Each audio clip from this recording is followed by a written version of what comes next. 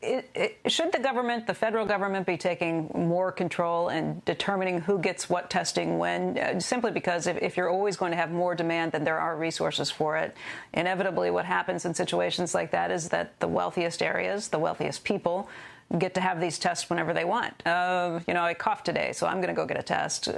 Maybe that's not the best way of allowing the market to do its work when you're dealing with a pandemic like this. So we have to be flexible, and this is the reason. Early on, we had a very tight limitation of testing, so we were really dealing with only those who were symptomatic in the hospital or healthcare workers. Now it's very, very important that we actually test those who are asymptomatic. Now, just feeling like you want to go get a test is really not the best strategy. But we know that most of the spread are from asymptomatic people, particularly young adults. So you've got to cast a wide net, and I think we're able to do that. When I talk about unnecessary testing, we know that there's a lot of people who are being asked to retest themselves at the end of their illness. And some people are getting tested 4, 5, 6 times, and that's just really unnecessary.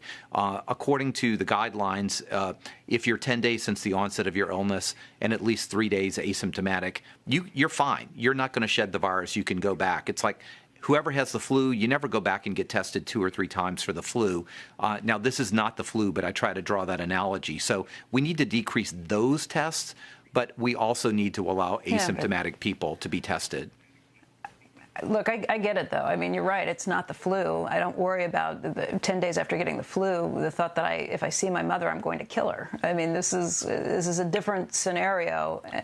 And again, just back to this idea, I don't know who you put in priority and who you don't, because the only way we can really do contact tracing is that if everyone is getting their test results back in a very timely manner. I mean, even 3 days is tricky. There are a lot of people who won't stay home and do what you're told to do, which is to quarantine if you've had a COVID test. I've seen it already with people who are supposed to be quarantining after getting those tests, after getting the test but waiting for the results, and them not doing it. So let me just address a couple things.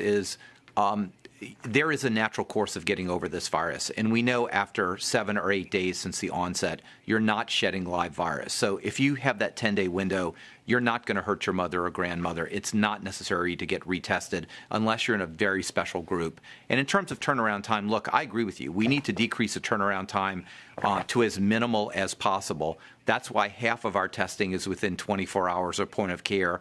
That's why we're moving point of care testing into nursing homes. That's why we're doing all the things with pooling. But the reality is right now, if you send to a large commercial lab, given where we are, that turnaround time is about 3 days. And we're going to have to be precautionary during that period of time. If you're really at risk, if you were just at a big gathering and a lot of people have the infection, whether that test is positive or not, you need to sit at home and isolate yourself until you make sure you're not going to become ill or become positive.